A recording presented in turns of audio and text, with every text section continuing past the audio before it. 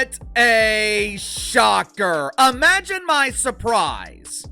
Just imagine my surprise when Uncle Casey found out that the WNBA is struggling to maintain their ratings without Caitlin Clark. The WNBA has a problem, and that problem is Caitlin Clark not playing in WNBA games. The WNBA just learned the most expensive lesson in sports history. WNBA ratings have been halved since Clark went down, and the numbers are so catastrophic that they're making league executives question everything they thought they knew about women's basketball. This past Saturday was the lowest rating these two teams have had. We're talking about more than a 50% drop in viewership since Clark went down with her groin injury on July 15th. 50%. That's not a dip. That's not a correction. That's a complete collapse of viewer interest. And it's exposing a truth that the WNBA doesn't want to admit. Without Caitlin Clark, nobody cares. And said, hey, Indiana Fever, can you do us a favor? Can you do us a solid? Can you just tease a Caitlin Clark return, kind of boost these up a little bit? Can you just dangle a Caitlin Clark return in front of the fans' faces, try to boost these ratings up a little bit? The latest numbers are even more devastating than what we saw during her previous injuries.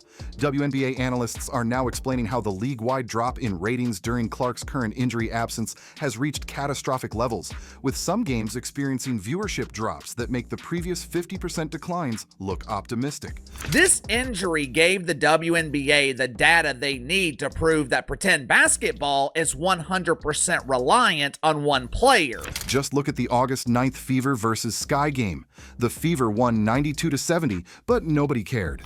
Without Clark on the court, this supposed marquee matchup became just another forgettable WNBA game that casual fans completely ignored, proving the league's entire relevance depends on one injured player. Guys, there's ratings for a couple of these games that are eye-poppingly bad. We're talking about down in unrivaled territory. Think about the timing.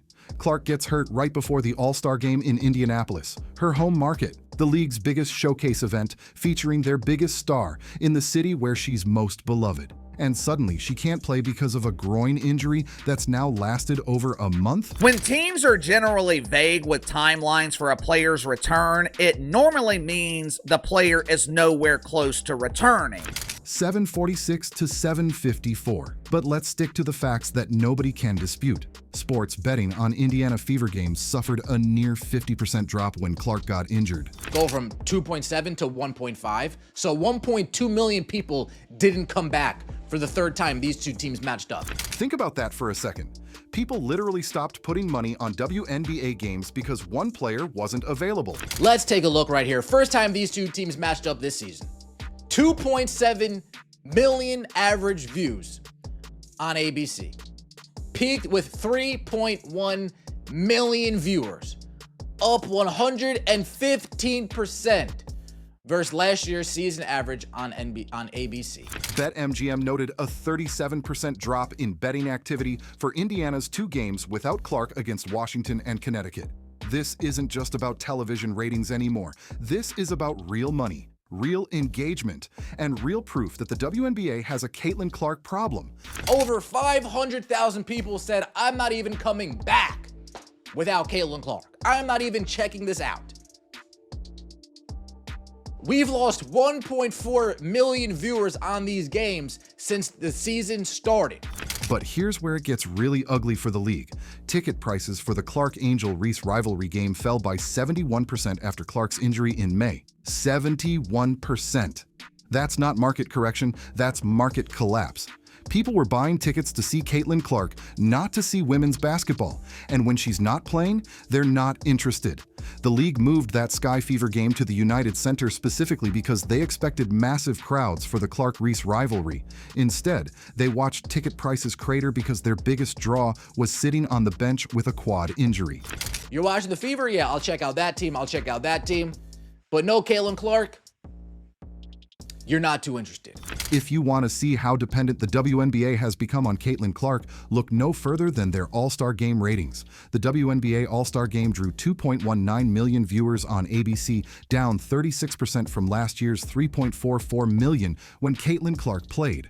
This was supposed to be the WNBA's showcase event, their biggest stage, their most promoted game, featuring all their biggest stars. And without Caitlin Clark, over 1 million viewers simply didn't bother to tune in. The league tried everything to compensate for Clark's absence due to her groin injury. They promoted other stars, they hyped the competition, they made it a spectacle. None of it mattered. The viewing audience looked at the All-Star game without Caitlin Clark and decided they had better things to do on a Sunday afternoon. We might not see Caitlin Clark on a basketball court until May of 2027. If the 2026 WNBA season is canceled and Caitlin Clark does not join Unrivaled, she will not be on the court for 2 years. Here's the brutal truth that WNBA executives don't want to face. They've created a league that's entirely dependent on one player, and that player is someone they've consistently failed to protect and promote properly. Caitlin Clark is the biggest ratings driver in the WNBA and perhaps all of sports, according to industry analysts. She's not just the face of women's basketball. She's become the entire reason casual fans tune in to watch the WNBA. And the league has handled her rise to stardom with all the grace of a train wreck. Sometimes they might get nicked up, sometimes they might get dinged up, and sometimes they might get a soft tissue injury that takes weeks, if not months, to correctly heal. Instead of embracing their golden goose, the WNBA has allowed a culture of resentment and hostility to develop around Clark. Veterans in the league have made passive-aggressive comments about her popularity.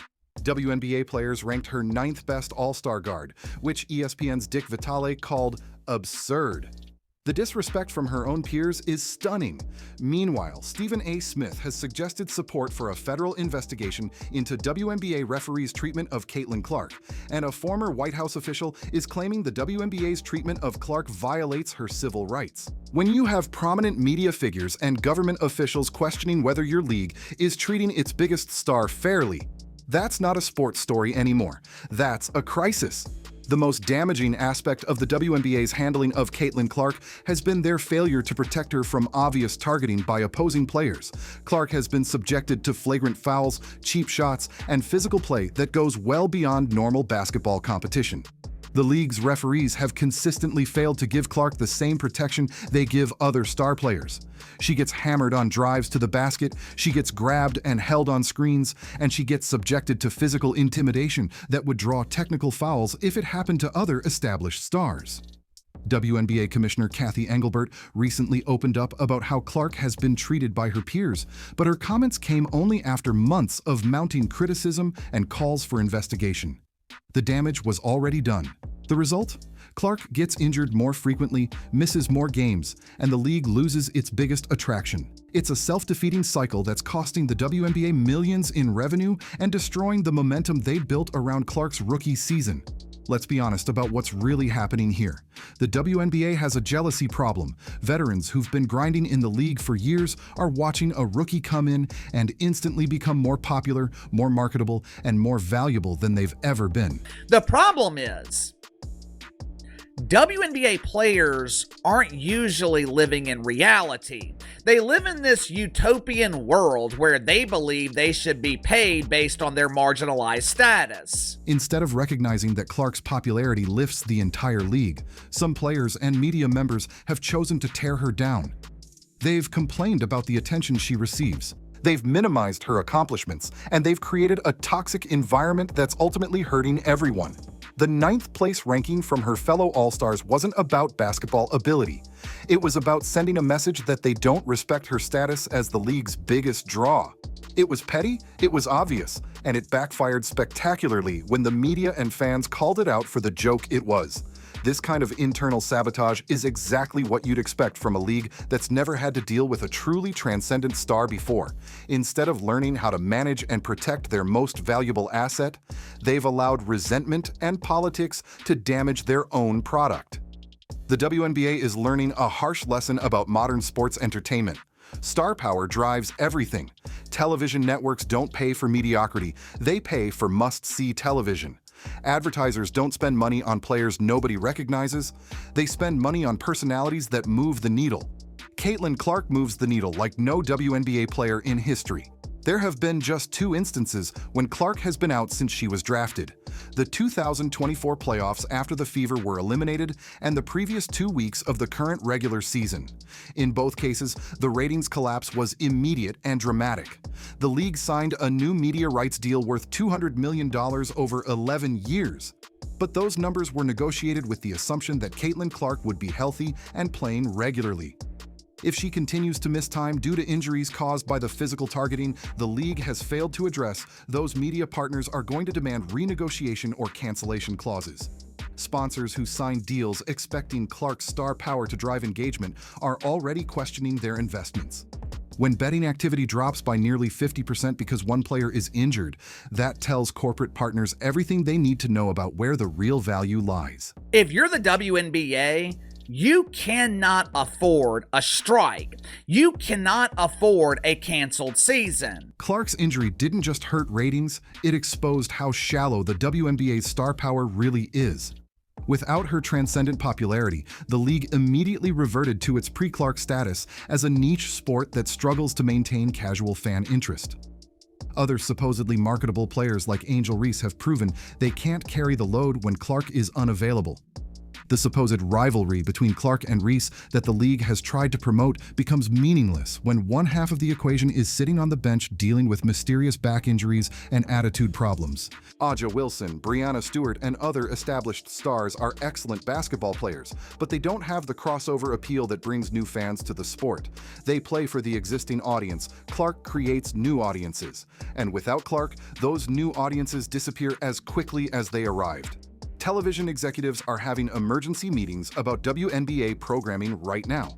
When your marquee games lose more than half their audience because one player is injured, that's not a sustainable business model. Networks pay for guaranteed viewership numbers. They sell advertising based on projected ratings. They program their schedules around must-see content. And all of those calculations fall apart when your entire league's popularity depends on one player who keeps getting hurt. The WNBA's new media partners are already adjusting their promotional strategies and programming decisions based on Clark's availability. Games featuring the Indiana Fever when Clark is healthy get primetime slots and major promotional pushes. Games without Clark get buried in dead time slots with minimal promotion. This is unsustainable for a professional sports league. You cannot build a media strategy around one player's health and availability, but that's exactly what the WNBA has been forced to do because they failed to develop and protect other marketable stars. While the WNBA struggles with ratings collapse and internal dysfunction, international women's basketball is thriving.